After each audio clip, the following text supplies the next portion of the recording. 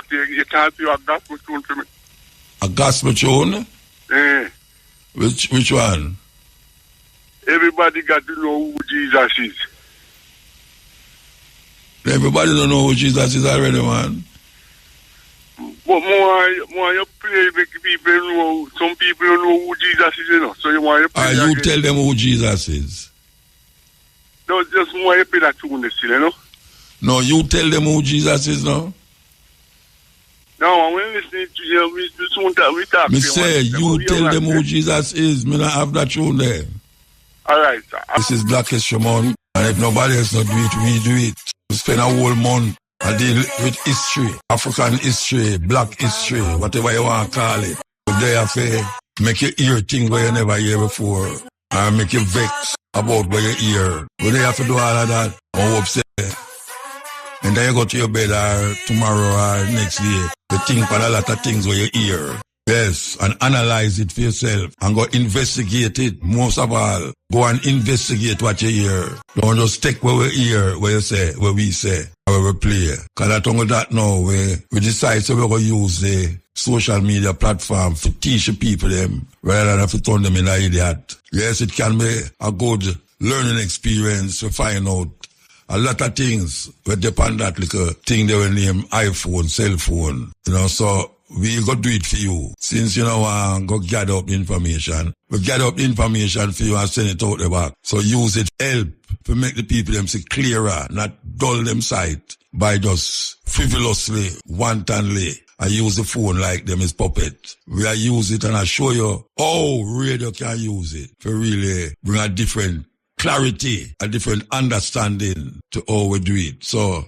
tonight, we are continuing the journey. Black History Month, Woodson Carter, brethren who start this Black History Month thing. It was 1 week, now it's 1 month. And even to that, people still say it's too short. It's too short and them not do nothing to make the little 29 days where we have be worthwhile and fruitful. And I said, boy, Black History Month longer than that, you know. Or we get the shortest month. We don't get no short month. We don't get no short month. You see it. And we don't know 1 month. So we will continue the journey. Today with you, as we say, we are going to the Black History Month vibes. You know, we not follow nobody. You understand? We are doing thing. We want to get up all the students them who come to the talk a while ago. For the university, where we there. Just I come from up there. We did one left, we don't catch us so. But we actually did catch it.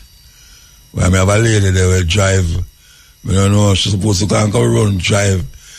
And them racing car driver, boy. She not easy. She not easy at all. When she ready to step brace and go around car. Anyway, she make her reach us so.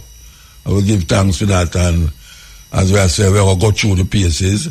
But you know, say through holiday now, well, if things are going on, advertisement take up the space them, so 40 million of us were stolen from the motherland, stolen into 500 years of night. The truth died in the dungeons that now lay empty on the coast of lands that we would never see again. Mother Africa would populate the Americas with her sons and daughters in the millions. Nations and civilizations would be built on their backs. Their bodies now lie in the unmarked annals of history. No more do those ghostly ships anchor in our harbors. No more do we hear the cladding of rusting chains of the coffle gangs. But still, until this day, the silent wind that blows across this ancient land has a bitter requiem that lingers in every corner of our hearts. The souls of those lost to Mother Africa sleep in anguish,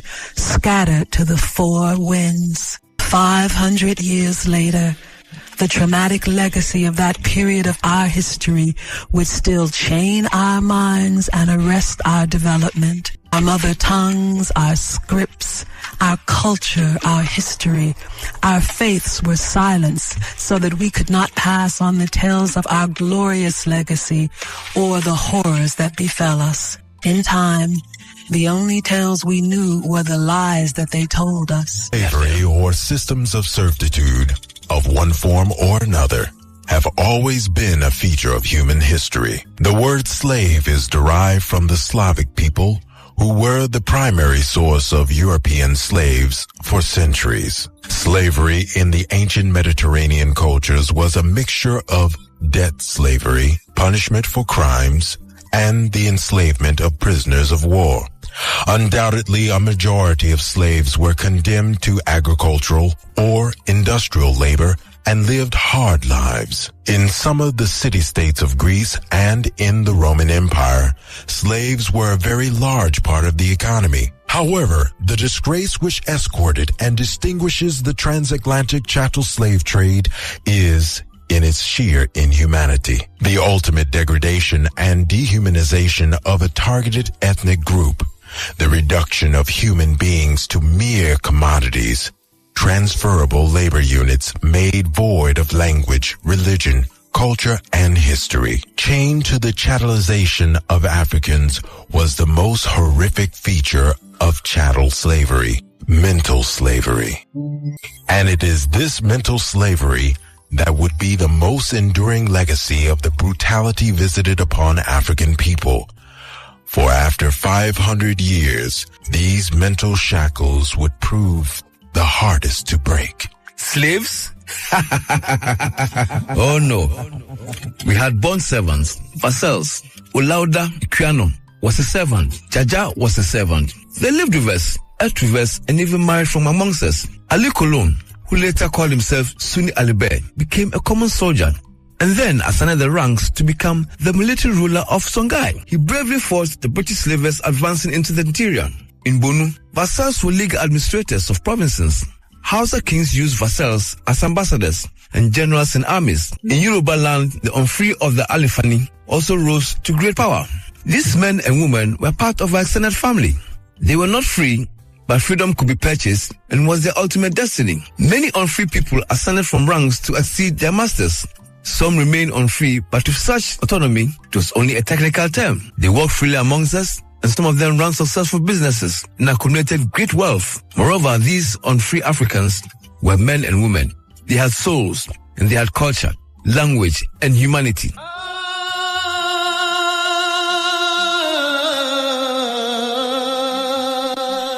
Our history did not begin with slavery, for in the sands of ancient Egypt we forged civilizations, and in Axum, Nubia, Ta-Seti, and the great Islamic kingdoms, Mali, Songhai, and in the south, great Zimbabwe. While Europe crawled in darkness, we fostered art, astrology, universities, mathematics, physics, and agriculture. But history would have you believe that we were mere passive participants, oblivious like leaves in the wind to the swaying tide of civilization and advancement. But our historical fate was held in contempt by hateful pens, stinking indelibly of prejudice. Slavery, they say, was nothing new to this ancient land. They say Africans sold Africans before Europeans landed in Africa. However, to use the word slavery to describe what Europeans saw in Africa is one of the greatest linguistic injustices, a semantic perversion of epic proportion. The line that defines what is and isn't slavery is blurred, and there is no secret that when ethnic groups and nationalities fought in wars, the vanquished were given into a system of subservience to the victors. Askew rules of war. However, let not the word slavery allow an analog to what happened on the plantations of Jamaica, Brazil, and America. In Africa, there were no fields filled with men and women toiling away at the crack of a whip. There was no place where slaves outnumbered their enslavers. Slavery did not exist within Africa, but serfdom, servitude, or vassalship did, as it did in most of Europe and the rest of the world. In addition, this vassalship was scattered and infrequent. It was never the commerce of the land. In most African societies, there was very little difference between the free peasant and the feudal vassal peasant. Vassals of the Songhai Muslim Empire were used primarily in agriculture. They paid tribute to their masters in crop, and service, but they were slightly restricted in custom and convenience. These non-free people were more an occupational caste, as their bondage was relative. In the Kanem-Bornu Empire, vassals were three classes beneath the nobles: Kembe, Kalia, and Zusana. Although Kembe were free compared to the Zusana, it was a fact invisible to the naked eye. Marriage between captor and captive was far from rare, blurring the anticipated roles. These captives could accumulate great wealth, and some of them rose to the highest ranks within the society, either as soldiers, merchants, or as politicians. I want you to listen, you know. I want you to listen, because that was very important what the man just said. I talk about white people slavery, and when them go to Africa, them see something will look like slavery, whereas it wasn't like them, what them did I do. And we have to figure that out. People always talk about slavery that exists in Africa. But there's nowhere in Europe that a slave, well, not in Europe, there was nowhere the Europeans that take an African and carry him go England and work him, and then him eventually become richer than him slave master and have a house like him slave master and was respected in him community like him slave master. Because in Africa, that is what was happening. People who was serving other people were white people called slave. These people rise up to become very powerful people in them community and nation. It's not like you beat them. There's nowhere, as can't wait the man I say, in Africa, you didn't have slaves outnumber the slave master. Nowhere where slaves outnumber the slave master. So, continue listening. The most telling consequence of the transatlantic chattel enslavement of African people was the birth of modern racism. It can be asked, why did nobles, priests, kings, and common folk alike tolerate the barbarity perpetuated against Africans? How was such a horrendous trade allowed to exist in full view of morality and humanity? The transatlantic slave trade was the most profitable industry the world has ever seen.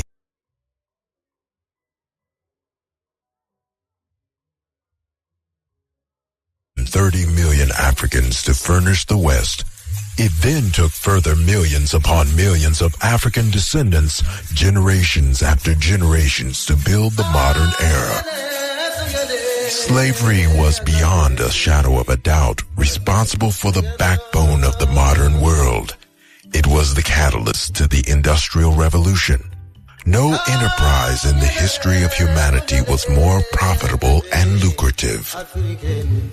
Considering the necessity for slaves and all Europe had to gain from using them, justifications had to be fortified to abate the moral dilemma. Arguments matured alongside this morbid human trade to justify the unjustifiable. They sold each other. Blacks are animals, built We are like saving them from serve each other. It is their purpose.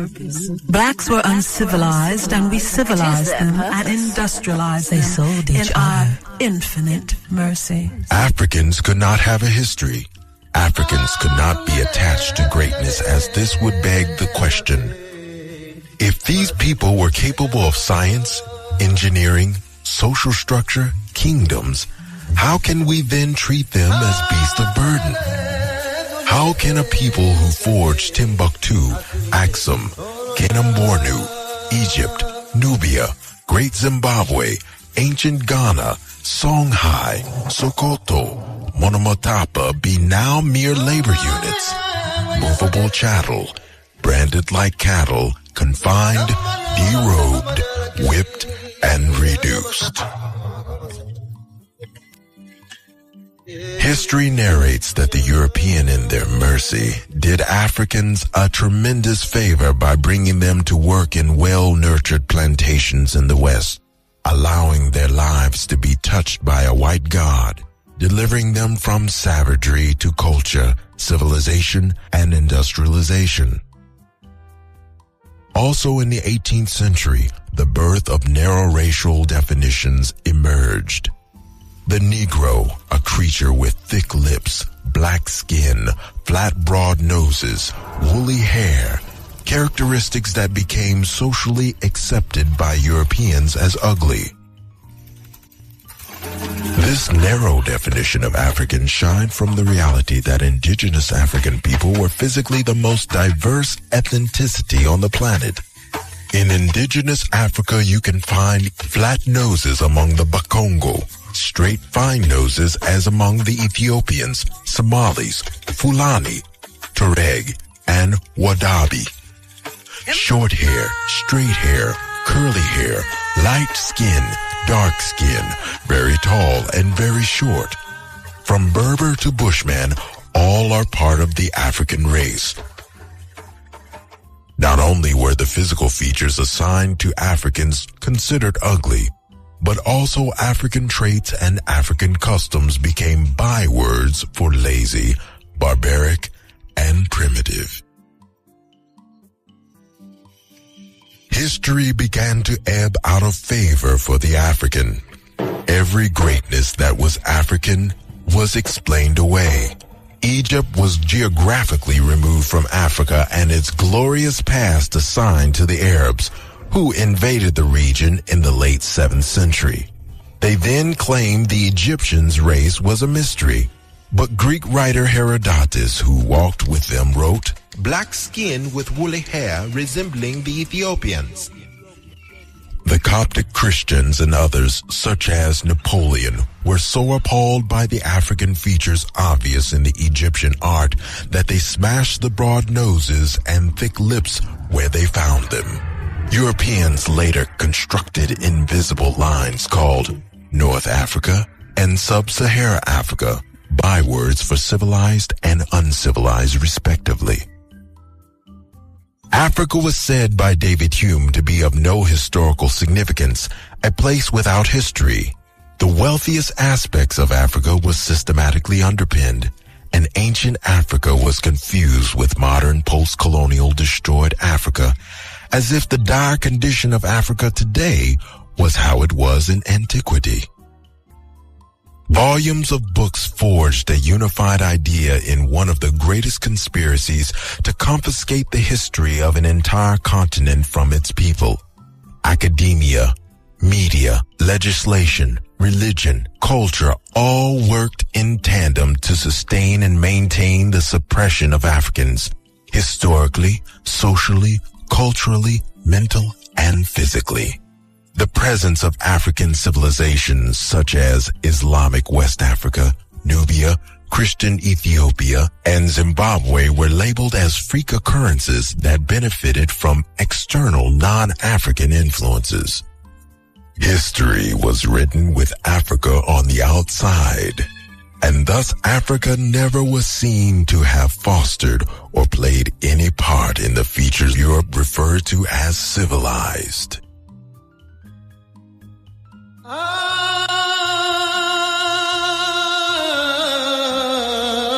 Such was the arrogance born from the chattelizing of a people. The voiceless Negro became defined, aimless, and helpless. This campaign over hundreds of years rooted an inferiority complex in the minds of Africans and a superiority complex in the minds of Europeans. Many who hated the cruelty of slavery still never saw Africans as their intellectual equals. This was the precursor to the modern social dilemma and the greatest legacy of slavery, racism. History has buried the trauma of the Arab slave trade in the sand. While Europeans targeted men in West Africa, the Arab trade primarily harvested the women of East Africa to serve as domestic slaves. wet nannies, and sex slaves in the infamous harems. This trade trickle over millennia is estimated to have taken 10 million Africans via the eastern route to India, Saudi Arabia, and Turkey, and also via the Trans-Sahara route to North Africa and the Mediterranean, where in slave markets such as Ceuta, Morocco, Africans were purchased to work as servants in Spain, Portugal, and other European countries. This trickle trade really only boomed in the 18th and 19th century. Prior to this period, the trade between Arabia and Africa was more focused on iron, ivory, and animal products. However, there is no doubt that this slave trade is one of the oldest in the world and still exists behind closed doors in Sudan, Mauritania, and parts of the Middle East. In Lebanese and Arabian households, away from human rights, Ethiopian girls are abused and raped. In Mauritania, the color class system is still blatantly apparent to anyone brave enough to look. One of the biggest differences between Arab slaving and European slaving was that slaves were drawn from all racial groups, and they were rarely used as a means of crop production. Slaves were not the economic engine behind Arab economies. Arab slavery generally lacked large sugar plantations where slaves toiled to the crack of a whip in the hot sun. Unlike the European trade, the physical remnants today are very hard to measure. There are no ghettos, mental institutions, or prisons holding African people in disproportionate numbers. Many women stolen from Africa were stolen to serve the infamous Arabian harems. Their children were thus born free to Arab fathers and thus would have been heirs to wealth and status. Many African people thus rose to great stations by virtue of their Arab fathers, hence, for better or worse, facilitating the absorption of African culture and lineage into an Arab one.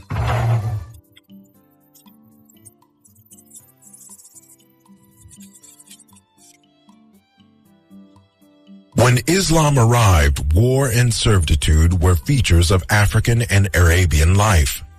Judaism existed among certain Arab tribes as well as Christianity, and like them, Islam did not blatantly outlaw slavery.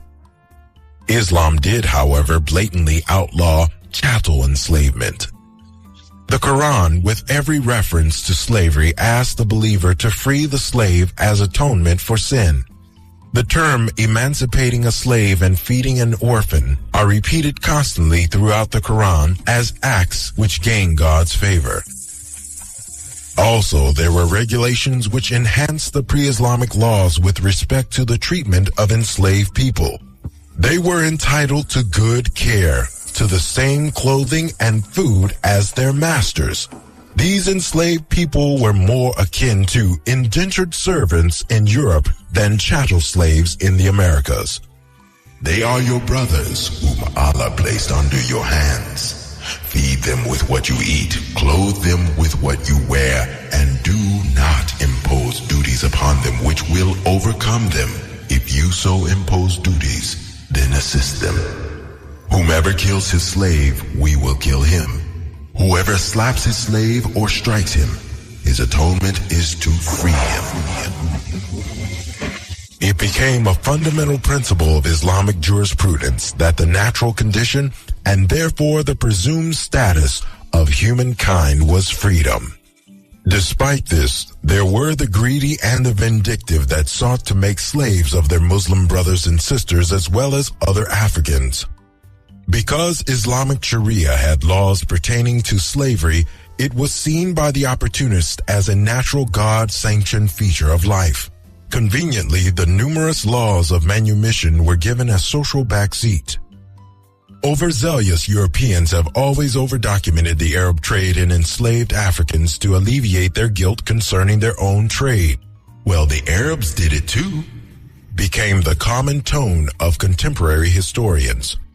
However, it is a well-known fact that Europeans in their artistic depiction of slave raids have always skillfully and intentionally portrayed slave raiders as Muslim Africans or Arabs.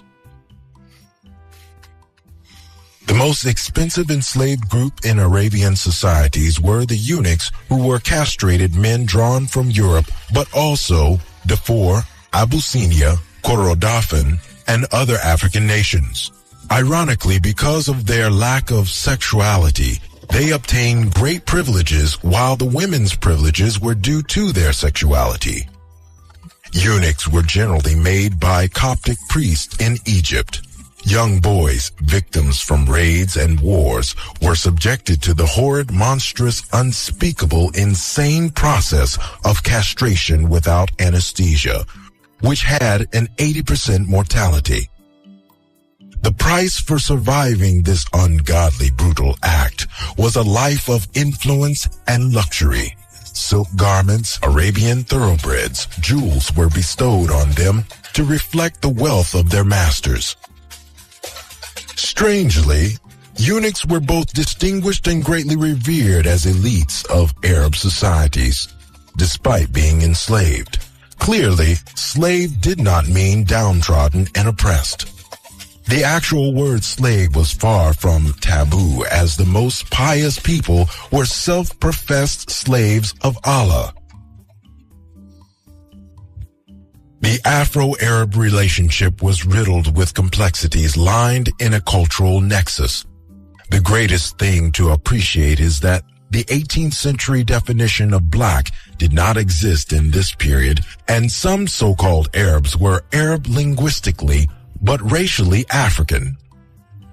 There is, however, no doubt that when concepts introduced by racist Arabs came into the mix, that the status of the African in Arabian society became associated with the enslaved. Despite this, the legacy of the African presence in these Arab and later Turkish lands were far from that of absolute subjugation. Africans occupied senior military ranks. They administered provinces and managed the sacred mosques of Mecca. In the mid-11th century, the African Caliph al-Mustansir ruled Egypt with his mother, a Sudanese enslaved woman of remarkable strength of character. There are no such parallels in the New World. Even enslaved Africans played important roles in the history and politics of these regions up until and even including the First World War. Balancing truth and the controversy, addressing the youth and their calamity, motivated by concern for the whole of our liberty, the promise of a new reality, the cutting edge of true intensity, sole provider for the whole of our family, the force of brutal non-conformity, the cutting edge. The most celebrated resistance to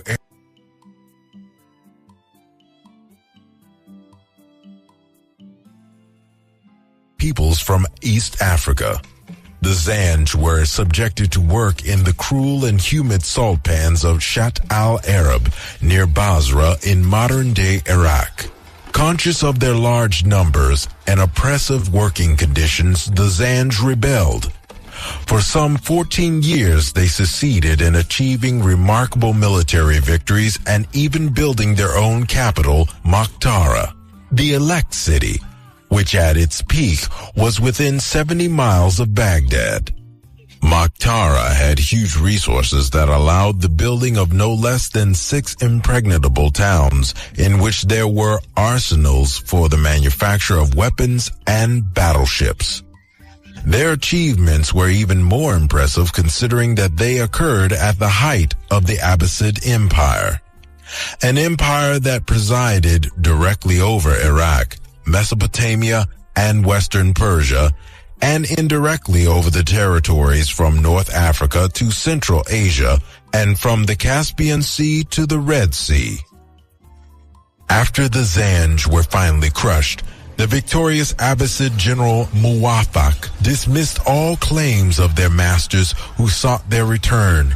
Instead, Muwaffaq recognized their strength and incorporated thousands of Zanj into his own government forces. The effects of this powerful rebellion would echo in the Arab world, damping all attempts at mass labor enslavement until the 19th century, when European markets were furnished with spices and coconuts from Arab-controlled Zanzibar. Arab and Turkish history is littered with furious African uprisings. One other notable battle echoes in Arab history until today and was referred to as the Battle of the Blacks, which occurred by loyal Fatimas against Saladin in Egypt in 1169.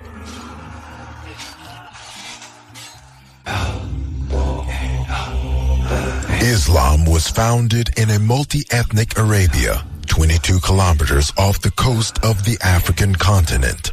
The Quranic accounts of the mighty forces of the Ethiopian general Abra, who marched towards Mecca with an arsenal of elephants, testifies to the power of this ancient Ethiopian empire. An empire that had annexed modern-day Yemen and parts of Saudi Arabia for centuries. Islam became a permanent feature in Africa when the Prophet Muhammad in 612 sent the first group of early Muslims to be protected by the Christian Negus of Ethiopia from Arab persecution. This was the first Hijra. Islam was thus spreading in Africa before it even reached Medina.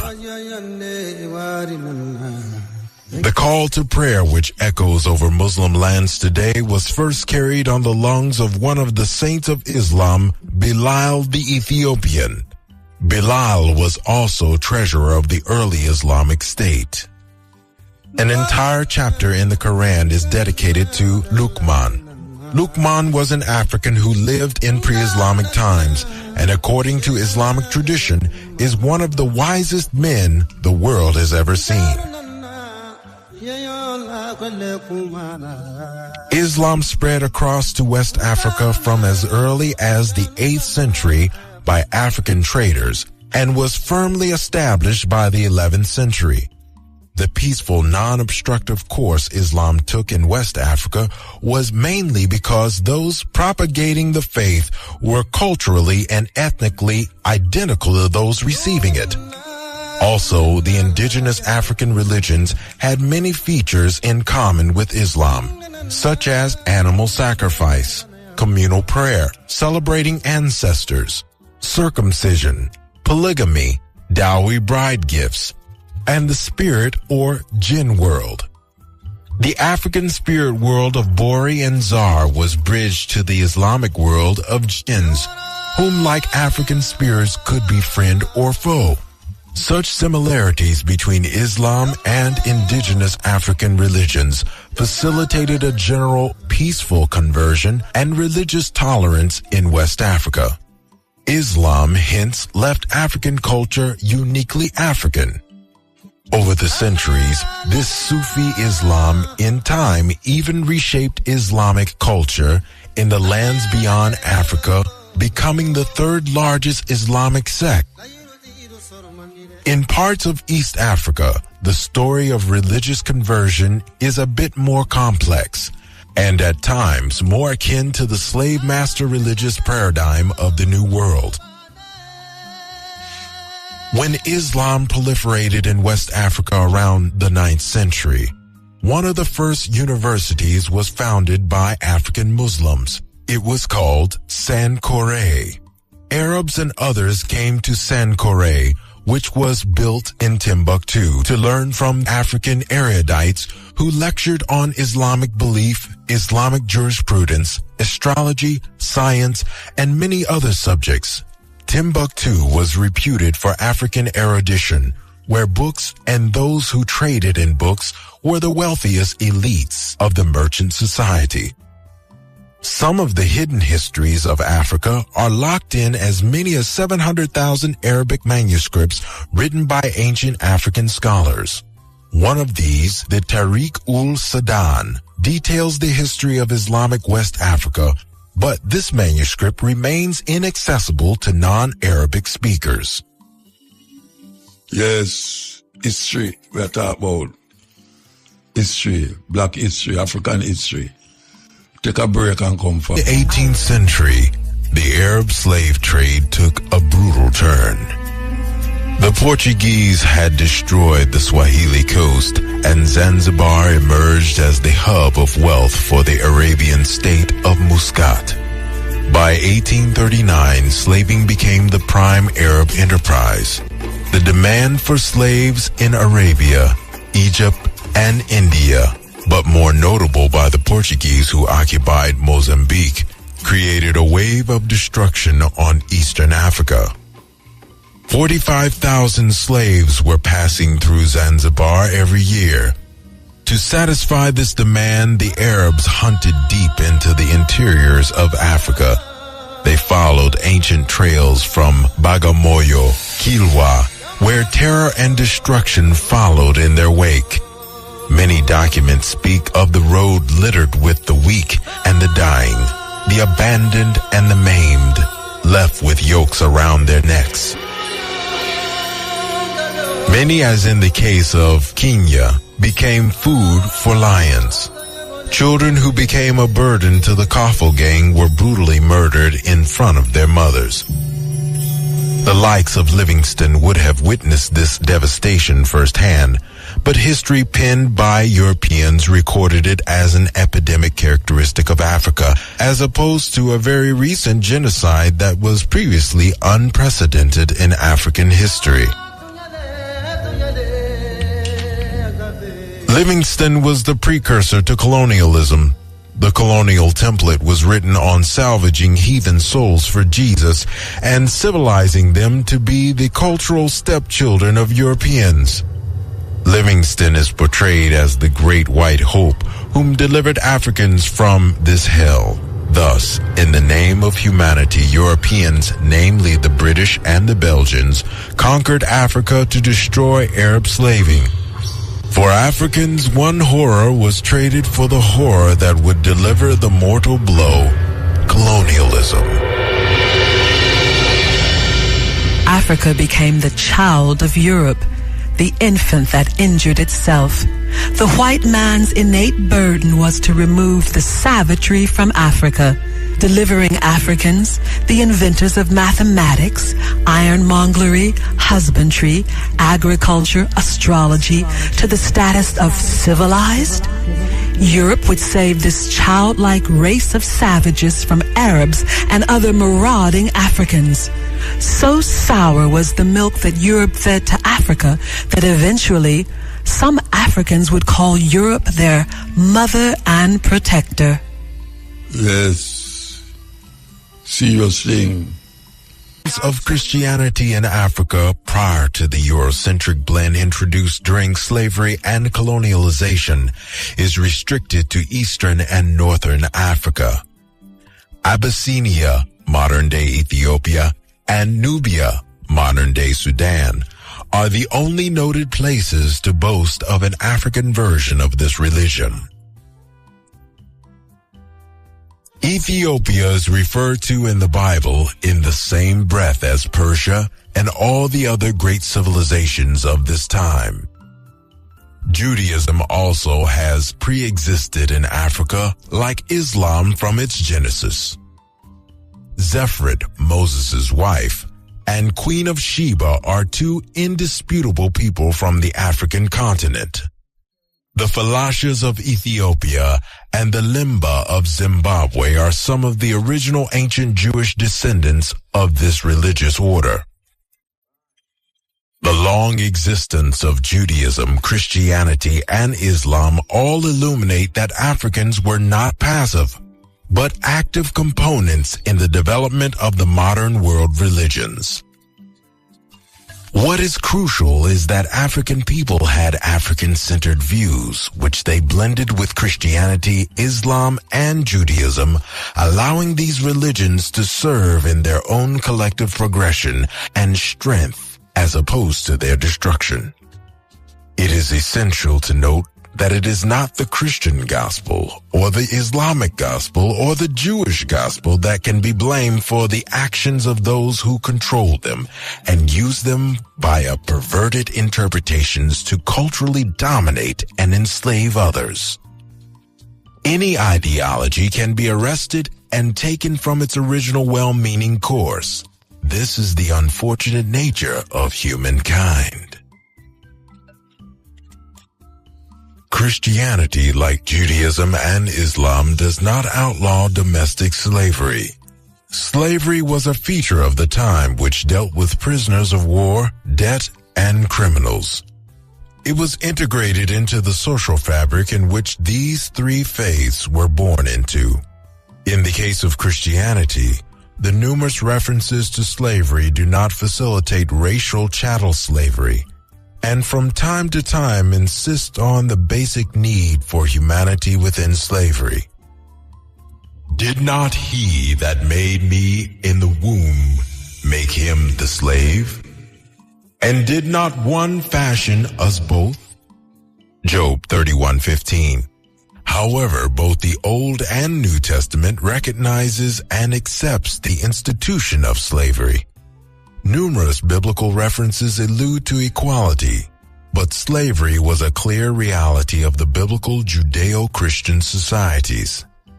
As for your male and female slaves who may belong to you, you may buy male and female slaves from the nations all around you. Also, you may buy slaves from the children of the foreigners who reside with you, whom they have fathered in your land. They may become your property. It is also clear that slavery is accepted in the New Testament as a fact of life. Some passages in the Pauline epistles even endorse it. Thus, in the epistle to Philemon, a runaway slave is returned to his master.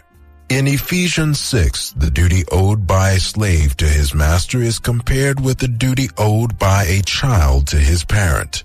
Parents and masters are likewise enjoined to show consideration for their children and slaves. Thus, it can be concluded all humans of the faith are equal in the eyes of God and in the afterlife. However, this equality did not extend to, and hence was not recognized before the secular laws of man. One of the most destructive elements in the making of the slave master paradigm was Eurocentric Christianity's depiction of God, and subsequently the divine ethnic social dynamic which placed whites as masters, blacks as slaves. The blue-eyed, blonde-haired God cast an inferiority complex that would span every successive generation of African peoples. These images single-handedly upheld a system of subjugation and oppression. God is white, as your master is white. Obey God, and obey your master, for your master is God. Mental enslavement served the physical enslavement, as slaves were cast into the understanding that it was simply the way of the world, their lot in life. It pacified and eliminated the last notion of home from the displaced Africans.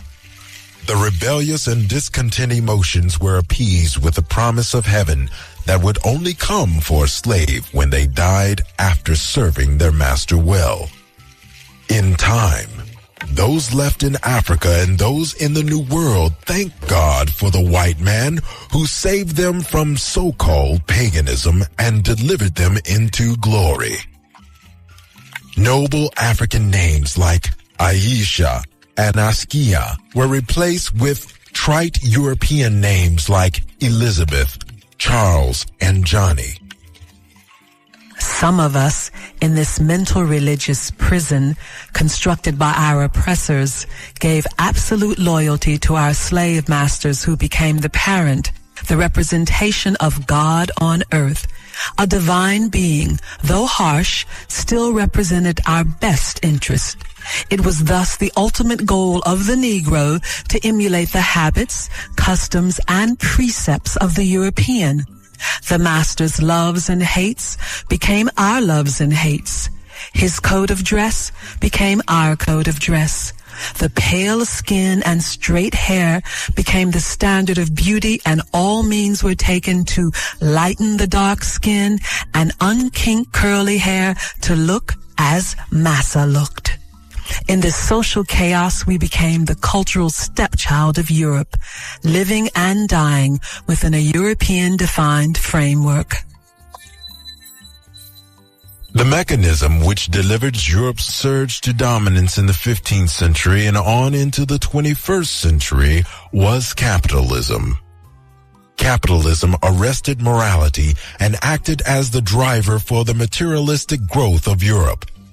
Capitalism was the engine behind the amassing of great wealth, the interest in conquest, and hence the interest in seafaring, which led to the development of long-term investments, sophisticated insurance, and legal partnerships to fund raids. Europe also profited from the wealth of immigrants, such as the Jews, whose skill with business and investment funded many of the later slave raids to Africa. Thus, when the European-African interface was initiated, there was a disparity which gave Europe an advantage. A cruel wind blew from the north and scarred the Africa we knew. Our world was changing. The white man cut us where we were weak. The wound would open the door to every form of inequality and injustice. When their strange ships arrived on our horizon, we too often acted through the weakness of villages as opposed to the strength of nations. We had no idea that their arrival marked the closure of 100,000 years of noble history.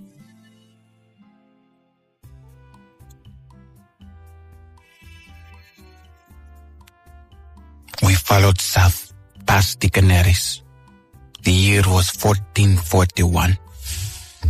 We hugged the West African coast, eager to appease Prince Henry, who pressed us to return with proof of the lands of the Moors we had seen. What better proof than a Moor himself? The crew was bursting with zeal as the Pope himself, hearing of our slave raids, blessed us and sanctified our crusade. He promised that God would forgive all our past sins for this noble conquest of the savages. We harbored and ventured inwards under the cloak of night. Then we approached two encampments of the Moors. We attacked with fury. So taken were they that they began to run with no order or consideration. Some of the men stood their ground and drew their assegais to confront us.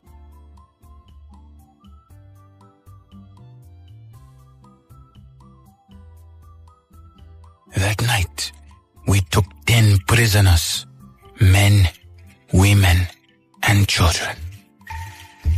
By the time we returned to Portugal, our complement was 235 Moors. However, one of the Sanhaja chiefs convinced us that slaving was easier by trade rather than by war. Then they started to act as intermediaries, as Moors were procured from West Africa to Europe. In the early days of Europe and Africa, trade flourished in a small way in the estuaries of Senegal at the mouth of the Gambia. The kingdom of the Muslim Jollof stretched as far as Sierra Leone and the Guinea coast. They traded their prisoners, gold, ivory, fine cotton for horses, silver, and articles of silk made in Grenada. Within 50 years, the trade had trebled, but still the slaving component was not the main interest, for gold was the glory of the enterprise. This was the era of mutual respect where Europeans held Africans in high regard. They were treated as noble civilized equals with very honorable and sophisticated trading systems. African ambassadors frequented Lisbon. Portuguese soldiers even fought in the armies of the Oba. In the 16th century, Britain and the rest of Europe, including France, had no real interest in slaving. It was really a Portuguese and Spanish occupation. In 1561, Queen Isabella engaged royal money in funding trading expedition with the Guinea coast. But here again, the focus was more on gold, palm oil, ivory, and pepper. Interestingly, France in those early days condemned slavery, and in 1571 declared that France, mother of liberty, permits no slaves. The overall picture was one of mutual trade, which furnished the European maritime nations and African coastal kingdoms with profit, development, and technological exchanges. But this was not meant to last. The pendulum of time started to take a low, dark swing out of sync with Africa. Events 2,000 miles away in a place they called the New World were unfolding that would cast dark clouds over Mother Africa. And as the taste in the demand-driven trade changed from gold and ivory to black bodies, demand from the Americas consumed and set the scales out of balance. Like a virus, the trade shifted from mutual to unilateral, and as time escaped us, we fell like dominoes as destiny took us deeper into the dragon's mouth. Our world in the night was spiraling out of control, and we became like dust in a storm. Cristobal Colon, a Spanish elite posing as an impoverished Italian, discovered that the land he discovered had been discovered around 30,000 years prior to his arrival. The new world that was discovered was rich with new opportunities for expansion and trade. But the daunting reality was that to build a new world, it would require a workforce. The local native Caribbean peoples were the first to suffer enslavement. In 1503, Queen Isabella ruled that only cannibals could be taken as slaves legally, which encouraged Europeans to identify various native Caribbean groups as cannibals. However, these people were not suited for plantation life. They were susceptible to European diseases and were not physically adapted to the intense demands. Europeans then sold their fellow countrymen into slavery to fill the ranks of the dying native Caribbean peoples. However, they called it indentured servitude. Yes. May I tell you, history. The man cover everything. From the Jews to the Arabs to Islam, Christianity, chattel slavery, servitude, all of them. Very important document for here and really take it in. Very important. Because you're not going to get that at school. You're not going to get it at school. And I'm not going to get it nowhere else but right here, so. Yes. Anyway, it's midnight in Jamaica. Midnight, 12 o'clock. Brothers and sisters, this is Cristobal Colon, a Spanish elite posing as an impoverished Italian, discovered that the land he discovered had been discovered around 30,000 years prior to his arrival. The new world that was discovered was rich with new opportunities for expansion and trade.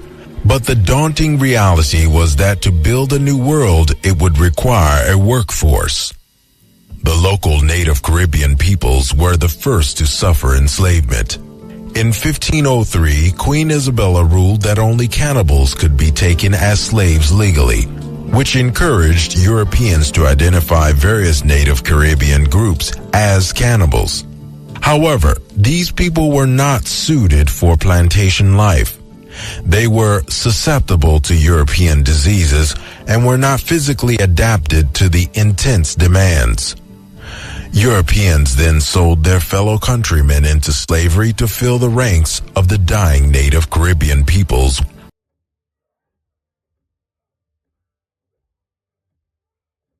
ranks of the dying native Caribbean peoples. However, they called it indentured servitude. Ovando, the Spanish governor of Hispaniola, complained not to export any more Africans as they were aggressive and reinforcing the ranks of resistance among the Native Americans. These early imported Muslim Africans were proving hard to handle. But as labor shortage got critical due to the waning of the indigenous population, Ovando reassessed the situation and demanded that Africans be sent. Royal decree targeted the Guinea coast in a mandate which was to avoid the Islamic African influence. However, over the duration of the trade, approximately 30% of those sent to the New World were Muslims.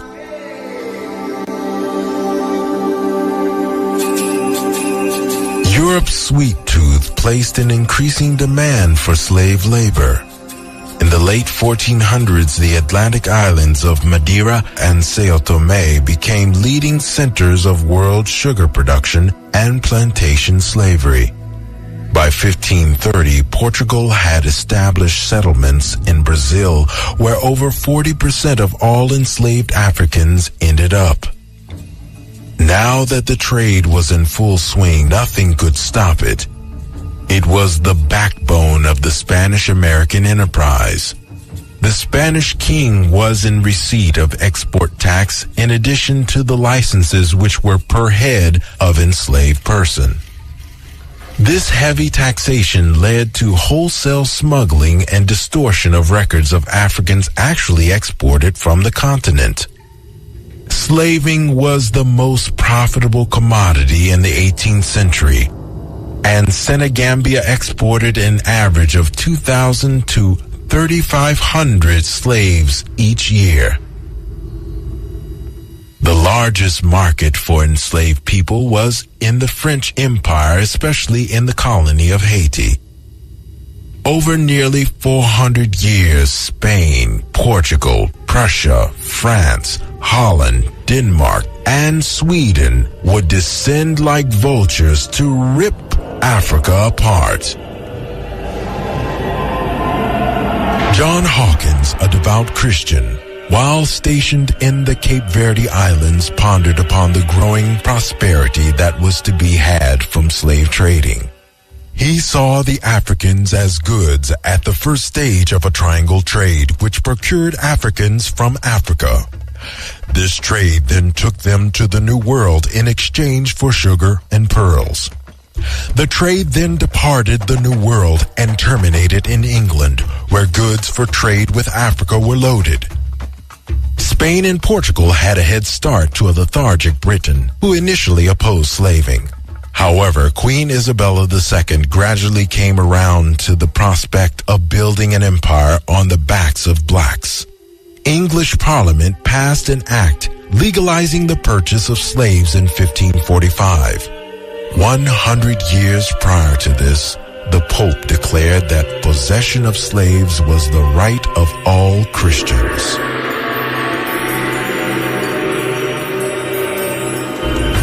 As the trade progressed, the items traded with Africa were of no sustainable value.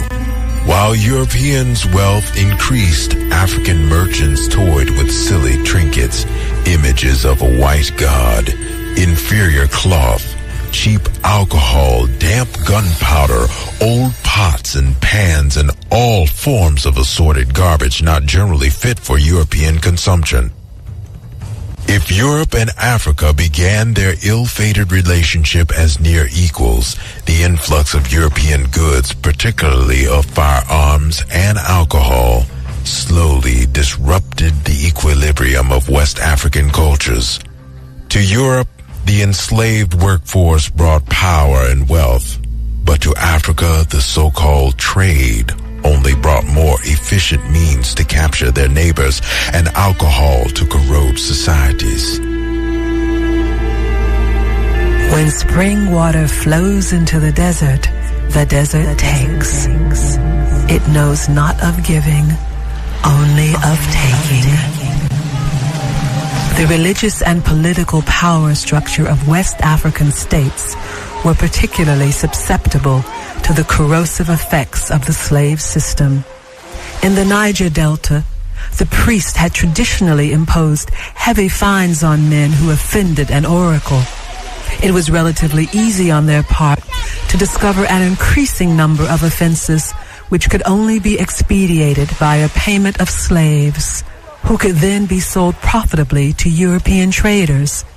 Royal and vassal, servant and master, Muslim and Ifa, none were spared.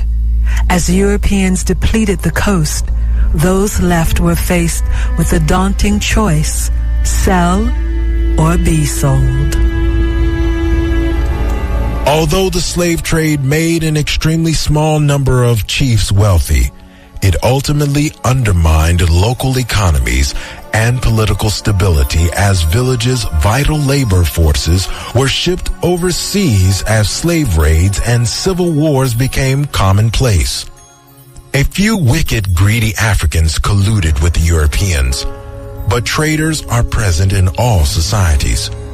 Jewish people had traders that sent their fellow men to Nazi gas chambers. Indians, Native Americans, Europeans, all have traders. The discontent, the maladjusted. It is a condition common to all human beings. But malicious historians seek to overemphasize this natural feature of human behavior to justify and mitigate the horror levied on Africans. This is the way in which African people are blamed for their own Holocaust. Africa was sent into social suicide, and as slavery evolved, their ghostly ships only had to anchor at the coast and bleed Africa. And they didn't even have to get off the boat.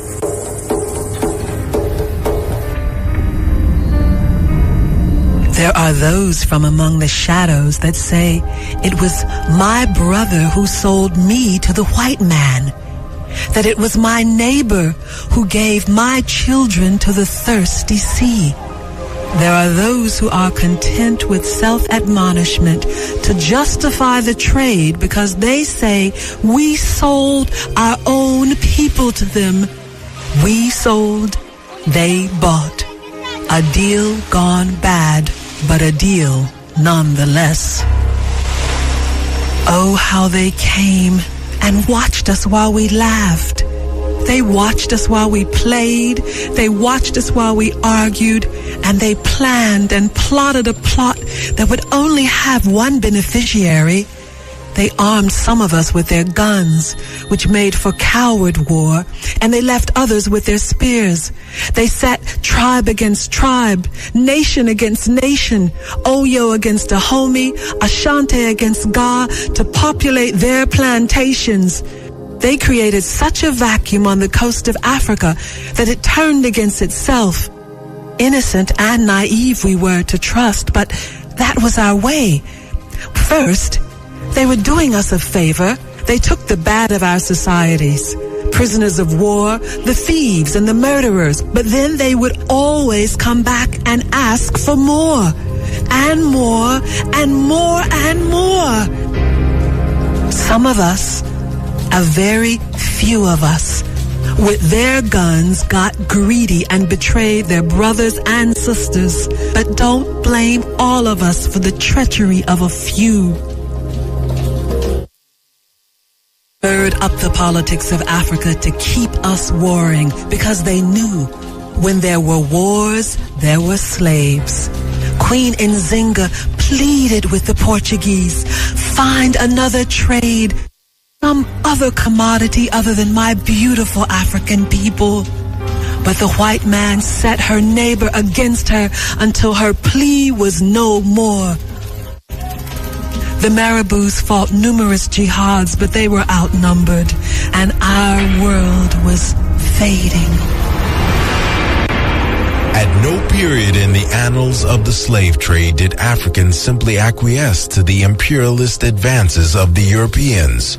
Resistance was an everyday feature of the trade. Resistance took place in the village, on the coast, on the ships, and upon arrival in the New World.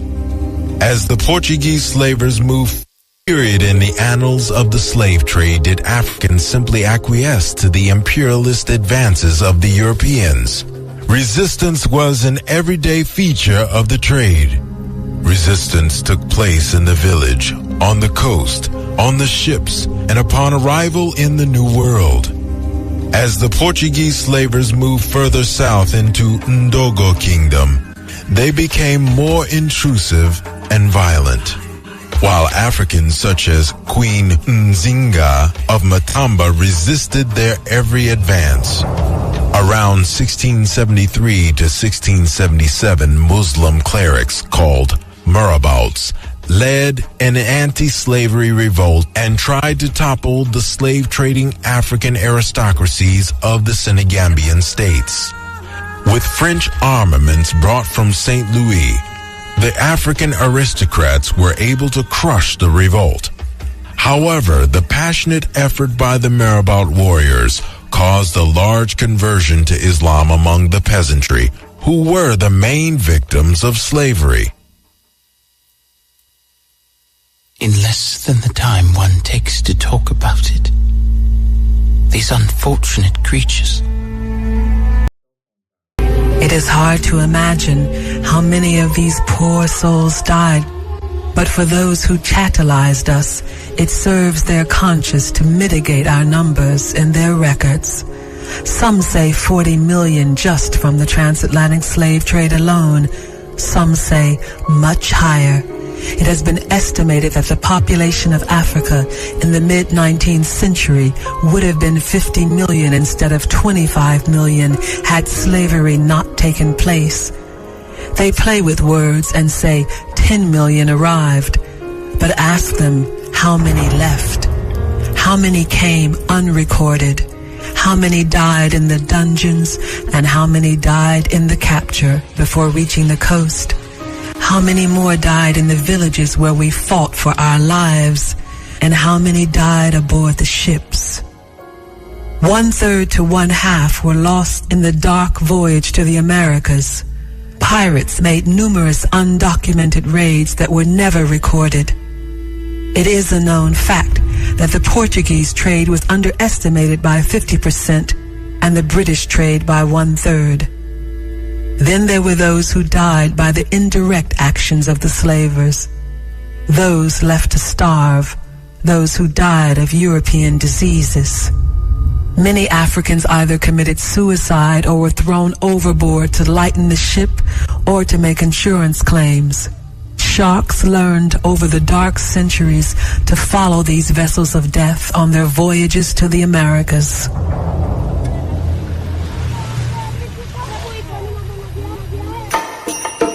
An often neglected study within history is the value of population demographics as a function of time. 30 million people 500 years ago is not equivalent to 30 million people today. Hence, to appreciate the African Holocaust on the population, we must look at these numbers in today's figures. So 30 million 500 years ago becomes more like 200 million in our current time. Not only was the trade of demographic significance in the aggregate population losses, but also in the profound changes to settlement patterns, epidemiological exposure, and reproductive and social development potential. Within a few generations, thousands of years of social structure and stability fell into ruin. Days turned into weeks. We stopped in Salaga for a few days. From there, we were marched from village to village, changing hands from one slave driver to another. The horrid din of the cladding of the rusted chains could be heard on our every approach. Over the centuries, the sound became too familiar. And even lions and vultures followed the 300-year death march across Africa. We followed the river for a while, and then came to a village where 20 or more canoes awaited us. We changed hands again. We drifted in near silence through 2 nights and 1 day, and arrived on the coast on Juma. Friday, the day when we would have dressed in our glorious robes and listened to the elders speak. But now, we were bones, clothed only in our skin. It is here that we saw the white man en masse. They were busy trading, stocking, accounting, and arguing with treacherous black bodies wearing white masks. A terrible sight to us. We followed the beaten trail along the coast until there, in the distance, a large fort rose above the tree line. It was the place only whispered in nightmares. El Mina, the mine. So we continue the journey. El Mina was the first important European port on the Gold Coast.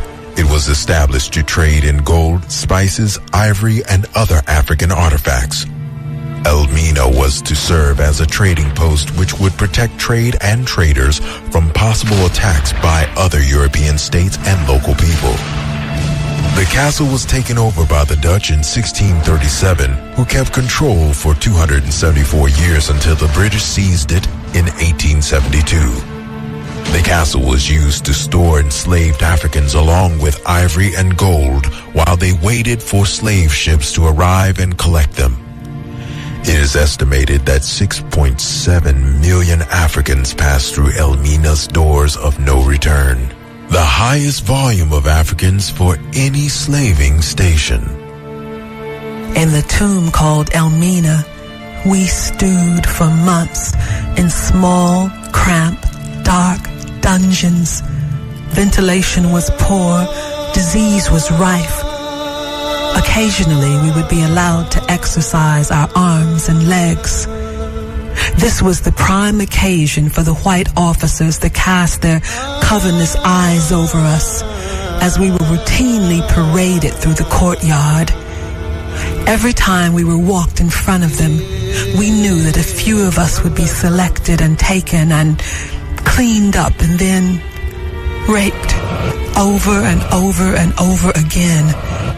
But there was a twist to these dreadful acts. If by chance one of us became pregnant, we would be set free and allowed to remain in Africa.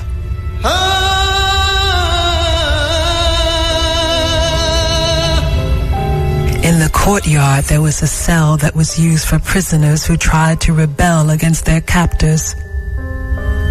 These men were condemned to death and left to starve. Close by was a special prison with raised earth like seats. This was the place for the prized virgins. Because of our strict cultures, most unmarried girls were virgins. They would fetch a special prize and be favored in the long nights by senior officers. Across the way, standing in ironic juxtaposition, was a Christian church where the European officers worshipped, singing hymns praising God to the background of the most sorrowful and pitiful dirge of death and suffering, which bemoaned from the haunts of the dire, dismal dungeons. One day, 1521, after the whites prayed to their God with sweet smoking sticks and large clanging bells, the fittest of us were gathered together and marched towards a narrow corridor. The mass of bodies obstructed my view as we were jostled forward, persuaded in the rear with a sharp snap of a whip. I could make out a door at the end of a long, dark hall. It was bathed in lights like the door to Jinnah. In the light, I saw flashes of a large wooden structure which danced to the rhythm of the deafening thunder of waves outside. My heart pulsed, awaiting my every breath, as if deciding if beating was worth it. Many of us, so terrified with fear, vomited and urinated constantly. I could hear the screams of those who disappeared into the night. I cried, "What hungry beast awaits our beaten bodies? What manner of creature awaits our souls behind the glaring light?" I froze with fear, paralyzed by uncertainty. Only the drive from behind pushed me closer and closer. As I panicked, I fought and screamed for my life, but was pulled through the door by my chains. The spray of the salty sea breeze blew a chill across my exposed body. The blood rushed from my head, and I turned around before losing consciousness to see the one-way door through which I would never return.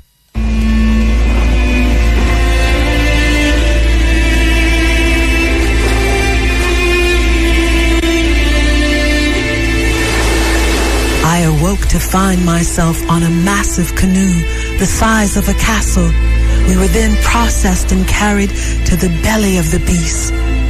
The bottom of hell had a gentler invitation. Igbo, Fulani, Wadabe, Hausa, Mandinka, Fon, Wolof, Kanuri, Chukwe, Dogon, Ashanti, Songhai, all lay side by side on the damp, dark wooden deck, stripped of our dress and adornments, stripped of our delicately fashioned jewelry, and most of all, stripped of our honor. Imams, chiefs, orishas, sheikhs, shamans, now mere cargo. The hum of screams of pain, weeping and death washed with the drumming of the sea. A stench that could span 1,000 years reeked with urine, feces, vomit, blood, sweat, and infection. The living lay stiff next to the dead. In the distance, a woman screamed for her child who surrendered in the cold, damp, infectious night. A muddle of prayers occupied the busy silence. Prayers of Islam, Vodun, Contemplate, Odu Ifa. In this dark hell, there was nothing but prayers to comfort us.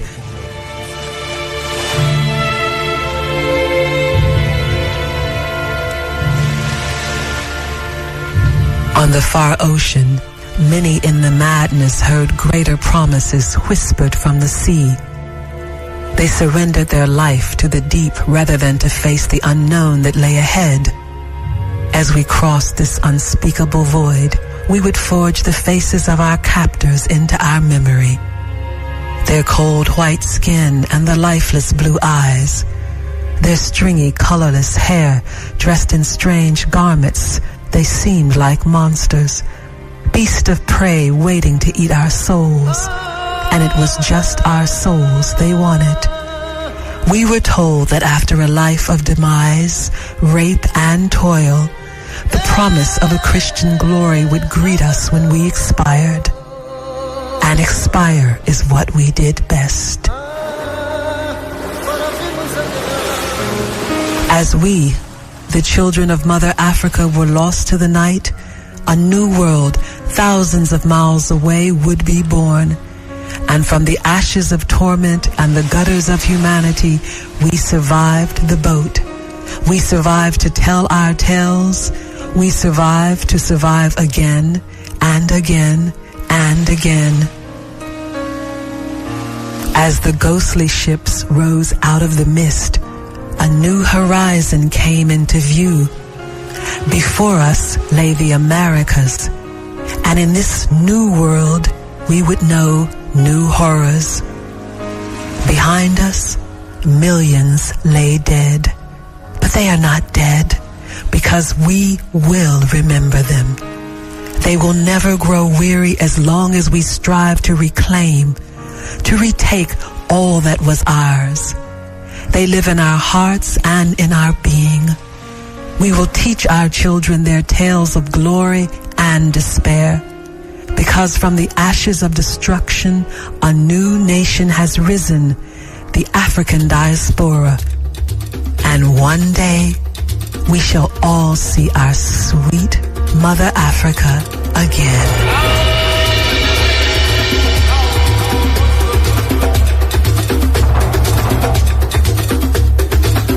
Yes, that was a serious 360 degrees. 360 degrees of African starting from the West Coast until it reached this part of the world. So vivid. I know if those of you who listen to me right now and know when them say Elmina Castle, where it bring up in you, there's no way you can go to Elmina Castle and go inside there and don't cry. No way. Everybody I know will go into that place, shed tears. When I hear you talk about the door of no return, and the church where them have, where white people used to pray to them God. Meanwhile, black people under in some dungeons are wait to be taken through the door of no return to somewhere where them don't even know. Because when them reach the door of no return, you go in, them carry them in the ship and put them under the ship. That means that some of them don't see land, don't see light until they reach over this side. And if the boat is too heavy, they would have thrown some of us overboard. And here the lady said the shark, them used to follow the boat them, because them know say eventually a whole heap of black bodies will be thrown from that ship into the sea to become food for the sharks. Serious thing. Them afraid to tell us these things. The people them carry through Christianity and slavery, Islam and slavery, them carry through the Arab slave trade, the Portuguese. Actually, the Portuguese was the first set of Europeans to take way out of Africa and carry go somewhere else. And no one mentioned the travel across the Sahara into Europe, Spain and those places. It's a serious, serious thing. And them want to forget all of that. Meanwhile, them build up them castles and them empire after the blood, sweat and tears of African people. And when we talk about it, reparation, them say it's not them that do it. Them do have nothing to do with it. It's them foreparents. Them foreparents dead and gone. But what built up the foreparents that them can come now and really suck our fight, live our fight, have a direct relationship with what took place 300-400 years ago. When you hear a man talk about, but you know, forget about that, you know, because it's not I to do it. It's not I to do it. That is what them say. It's not I to do it. Can you imagine that? Can you imagine that? All the things them with Cecil Rhodes do. The murder and killing. With King Leopold do. The murder and killing. And you are telling me now, say, after you really benefit from these murders and killings, you are telling me now, say, it's not you do it. It's your foreparents. We forgive, but don't forget. And sometimes we don't even know if we want to forgive neither. This is a serious thing. These are the things where we have to really figure out. Meanwhile, we get cloaked up and involved in a them world of illusion, world of no love, no sympathy. This is where we have to think, pan, that we don't get caught. You know, the ring a rosy, the pocket could have frozen, Ashama all fall down. We, African people, must break this chain where them bind we with and continue to make we feel like, say, everything is okay. Don't worry, be happy. Some of us can be some of us can be happy, and some of us can stop worry. But if you really feel and know, say, there's something that happened in our history that caused us right now to be in the position where we're in now, you have to really search your head, man. Search your head. Yes, greetings, Muta. Blessed man. I feel like I was in classroom that's man. Boy, it's a strong black history lessons you give the people them, you know. I have to salute you, man. I have to salute you to the max.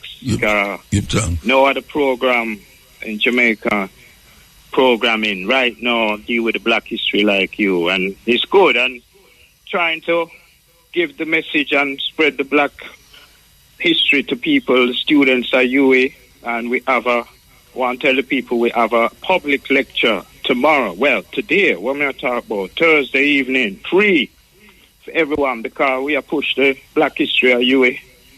And I am really the head cook and bottle washer for these seminar sessions. But I want to tell the people that we have I. Jabalani Tafari, we have Dr. Jelani Nair, we have Dr. Imani Tafari Amma, and Dr. Albert Taylor as a panel talking about black history and its relevance to black people.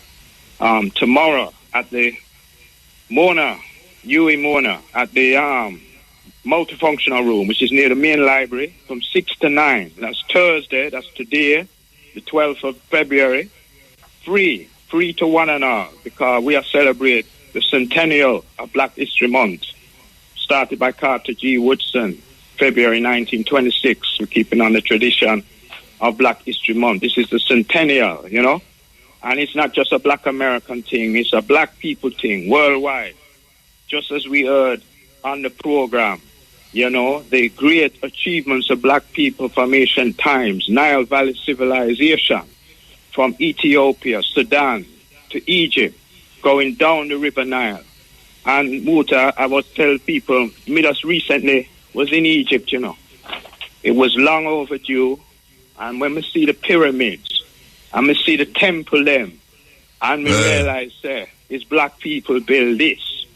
Nobody should refute that black people were the first builders of civilization on the planet. Of course. But them say it to, you know, them say it to them archaeologists, them say it now.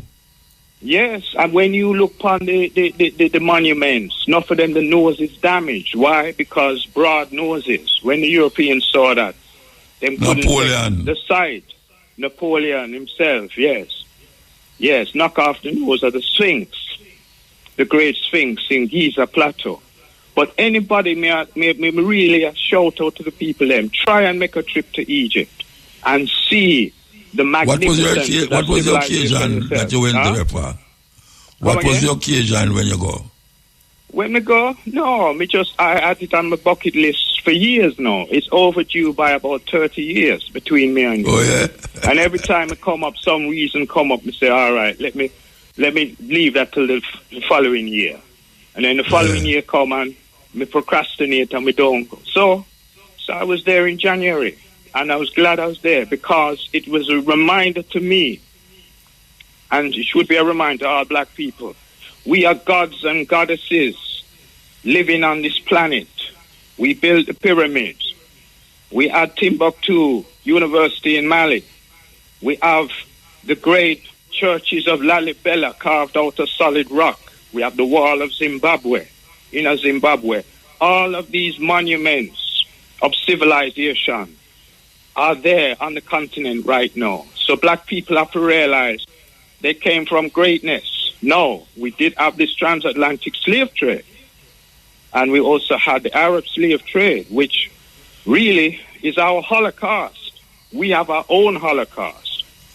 We hear the white Jews talk about their Holocaust, but we have our Holocaust, but it's not a badge of shame, it's a badge of honor, because we are the black survivors. We here today on this rock of Jamaica, and all Africans in the diaspora who came to the West forcibly, because one of their ancestors were forcibly removed from the continent and brought here. But we have to be proud, because we're the black survivors. If they never survived that brutality, if they never had the will to keep living, we wouldn't be here today. And who has suffered more? Who has suffered more brutality than African people under this transatlantic slave trade? Nobody has suffered more. So we have our Holocaust, and we should be putting it out there to the world. We have suffered, you know, because the Jews wear that as a badge of honor. So let us wear that as a badge of honor. We survived. We came through. So all of you people there, don't be ashamed that your were enslaved, because you are a black survivor. Want the people and remember that and know that. And we have lots in store on our Black History Month installment, 6 to 9, later on tonight. As I said, Dr. You ever go to the Holocaust Museum in Washington? Come again? Have you ever been to the Holocaust Museum? Which one? In Washington. Well, I'm due a visit there still, you know. I haven't. No, which one you know? Which one you know? Well, essentially, we have, you know, Liverpool and so forth. We have the colonial. Yeah, we know about the Liverpool one. As a matter of fact, when I'm a poem them upon the wall of Liverpool. Yeah, what you say? Yeah, but we no, all right. Why am I mentioning it to you, see? Yeah. Is that the Jews them will not allow the world to forget the Holocaust. Exactly. Their Holocaust. And even though a whole heap of them who's living now was not part of that cruelty. Yes. Them teach them children and them children about what Hitler did to them. So we are saying, if the Jews can continue to do it and build a museum, to make people come and see what was done to them, how is it that you have black people, not white people, black people, until we say them think they gone a long time, why would they harp on it? Ignorance. It's a problem. Ignorance, Muta. It is a problem, and I'm in tandem with you on that. We need our Holocaust centers. We need one right here in Jamaica, in fact. And if you know, if life spare, I will be part of erecting a Holocaust museum right here in Jamaica. See? Because we need it. The people need to realize that it is, as I said, it's a badge of honor, not of shame, because nobody on this planet can say they suffered more than African people. Yes, other people have suffered. Yes, the Jews suffered under Hitler. 6 million. They lost 6 million. We lost Leopold killed 10 million. Huh? Leopold killed 10 million 10, black people. He slaughtered 10. There you go. So we 10 million. Our population has been diminished significantly because of the cruelty of colonialism on the continent. I'm glad you mentioned Leopold and his evil regime in the Congo, which people seem to forget. Amputate young boys because they weren't working hard enough. Imagine you drawing rubber and so forth. If you don't work hard enough, then chop off one hand. And if you're still not working hard enough, to chop off the other. You know, this is the kind of brutality that we had to endure. All right? That was colonialism under the Belgium, King Leopold. And them need for pay reparations quick time. That seemed to have stalled. I know that was in the works a few years ago. It has stalled. I don't know what happened. Then we know the transatlantic slave trade. Many of us were worked to death. The truth is many of us, it wasn't a kind slavery, right? No, it was a very brutal regime. Let me tell you, in Jamaica, under the British rule, 1655, when they take over Jamaica, up until 1834, when we got so-called emancipation, right? They actually imported 1,300,000 Africans. That was the total number of Africans that were imported into Jamaica over that period. Guess how many were left in 1834? Only 300,000. Only 300,000 Africans remained in Jamaica in 1834. Now, what happened to the other million? So it wasn't a kind enslavement, because if it was kind, you'd allow the Africans to reproduce. If they reproduce, all you need is 2 children per family, and you maintain the same population. Stud farm, them call it. Stud farm, yes, but something went awry. The brutality and inhumanity, them lose all reason, right? The slightest provocation, they would just kill. They would just kill one of them slaves, because they just see it as property and say, "Me, I go buy another one." We were disposable. They weren't exercising pure rationality, you know. They weren't, because if you did, you would preserve the life. Even if it's livestock were treated better than the enslaved in Jamaica. I tell you, listen, them import 1,300,000 and only 300,000 remain. That means the population diminished, right? It diminished. Now, in Africa, in America rather, the stats are different. They actually allowed the enslaved to reproduce, and it didn't import so many Africans into the U.S., but the population grew because they allowed them to reproduce. So they exercised a little bit more common sense and said, let's let them reproduce, and that way we'll have more slave labor. The slave masters here were not so rational and sensible. The slightest provocation, what? You look 2 times at a white woman, what? String him up, kill him, you know? What? You spat up to the 60s, that did happen in America. Hang him, kill him, you know? So we were treated worse than livestock. See? So out of all of that, though, we are still here today. We are still here. That means that our foreparents had the resilience, the fortitude to survive that brutality and come through it. Because, listen, it was so serious on the plantation. You could have just killed yourself. You could have taken a machete and just cut your throat. You know, why go through all of that? Because they were hoping that their future generation would live a better life, would see some promise. So I want the people to realize, you know, don't take it for granted. You're here now because your ancestors went through hell, a living hell. So don't take it for granted. Do something with your life. Do something constructive, positive. Let's stop the infighting and the bickering, right? We went through hell years back. Now we need to build. We need to build and become a world power again. We were great in the past. In the future, we must rise to be great again. Greatness is what it was. Let's not deal with mediocrity. Let's not be satisfied with a simple, mediocre life when you can rise to greatness. If we built the pyramids thousands of years ago, think what we can do today. See? So, that is my perspective on the matter. Yeah, man, give thanks, man. Give tell thanks. Tell the people the Black History Forum will be on 6 to 9 at UWI campus, featuring Dr. Arvid Taylor, Dr. Imani Tafari Amma, Angelami Tafari, Dr. Jelani Naya. I'm moderating it. It's going to be interesting. Give thanks. Give thanks, Muta, every time. Yes, Michael Barnett coming through. That is very, very interesting about him going to Egypt. It's one place I don't reach yet. The nearest place I go to them was Israel and Ethiopia. I don't go to Egypt yet. I need to go there. Free man. Free man. Yes. Yeah.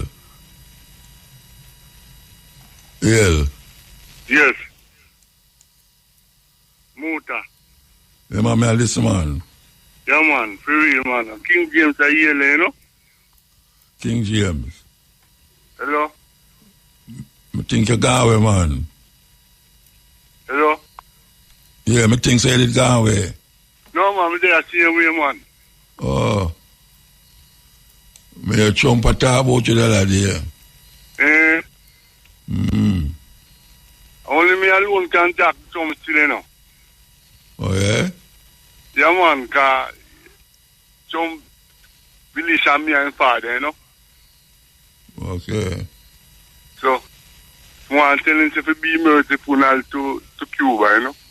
Because I love Cuba, so I like for me to talk to you now. And he's a man who believes in me, so I'm not going to really trouble Cuba, you know. Okay, if you say so.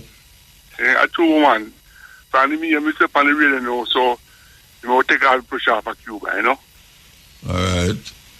So, see, you want me to treat something to say to you, but you can't pay a gospel tune for me. So what? You can't pay after me talk, don't talk to you. You can't pay a gospel tune for me. A gospel tune? Yeah. Which one? Everybody got to know who Jesus is. Everybody don't know who Jesus is already, man. But more you play make people know. Some people don't know who Jesus is, you know. So you want to play. You tell them who Jesus is. No, just more you play that tune, you know. No, you tell them who Jesus is now. No, when listening to you, we talk. Me say you tell them who Jesus is. Me not have that tune there. All right. So Muta. Yeah. I feel here this year, you know, 2026, you know. No, wait no hold on, no man. Max, you're not gonna tell the people them who Jesus is. One next time, you know, next time. All right, next time. Okay, all right, next time. So it's time I passed through last year. I mean 2025, you see it? Yeah. And Hurricane, they're in category 5, you know. Yeah, Hurricane Melissa, yeah, what happened? You know, see, when Jesus, you thief Jesus, you know, you category 5 come back on them door. And number 5 mean thief, you know, you understand? Number 5, what? I say number 5, when you cash back pay a thief, and a thief, then thief Jesus, and when Jesus here last year, you know? Number 5, cash pot? When you pay cash back, number 5 a thief, you understand? Yeah. So me I say, the curriculum come as number 5 in a Jesus year, because Jesus born for number 25, then say Christmas Day, you understand? At 25 born, then all you say 5. No man, 25 Christmas Day. No, you try 15. You try 15 you're thinking with the number, man. Because that's why I say hold on. Look why you say a category 5 hurricane. Remember you say a category 10, 15. You say a 5. No, you're gone. No, I said Jesus born 25, 25th. No, so a category 5 hurricane. So me I say, you see. Yeah. So you see, Jesus come back, Jesus then vex because he come back as 5. You know me I say? Who vex him come back as 5. No, I vex, man. Oh, I no vex. I vex about the man, because you see thief them. Eh? No, me not see them. Me not see them. You have to go down now, do you know?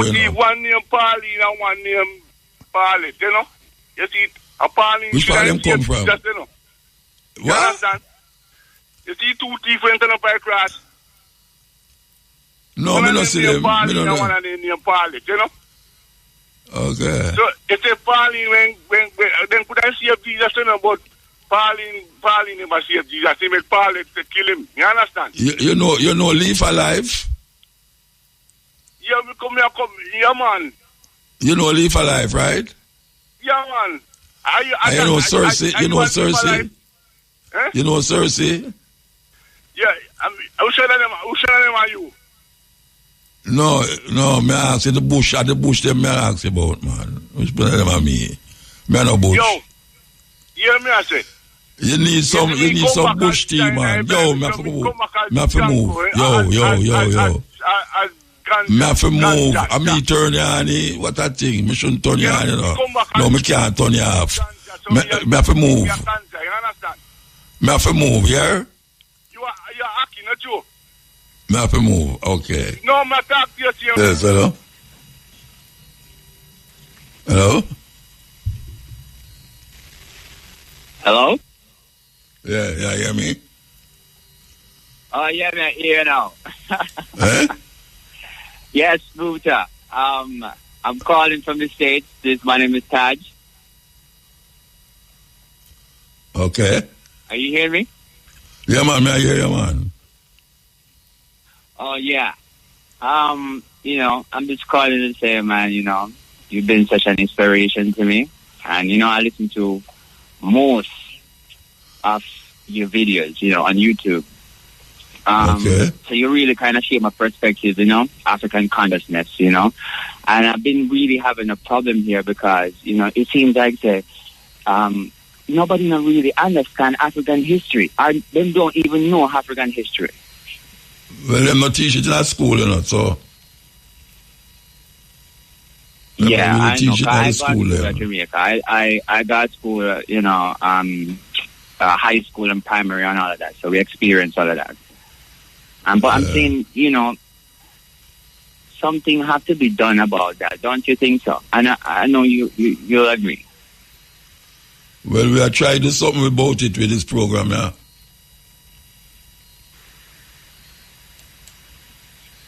Yeah, fire. I really teach a lot, You and was listening a while ago? People to say that again?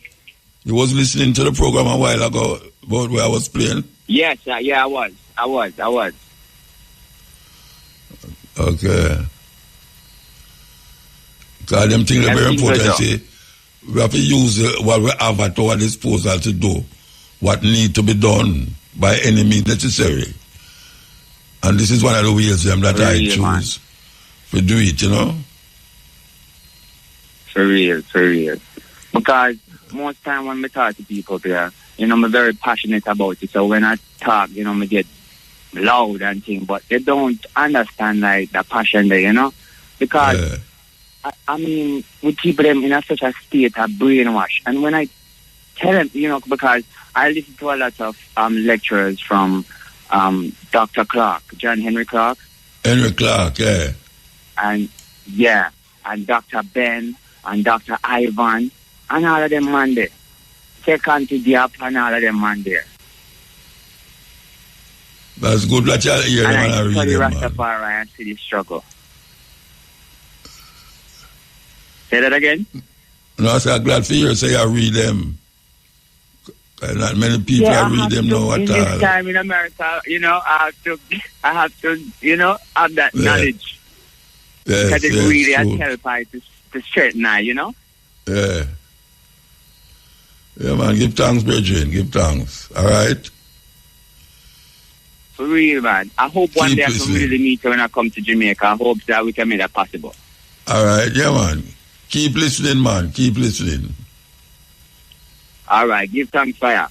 Yeah, blessed, man. Blessed.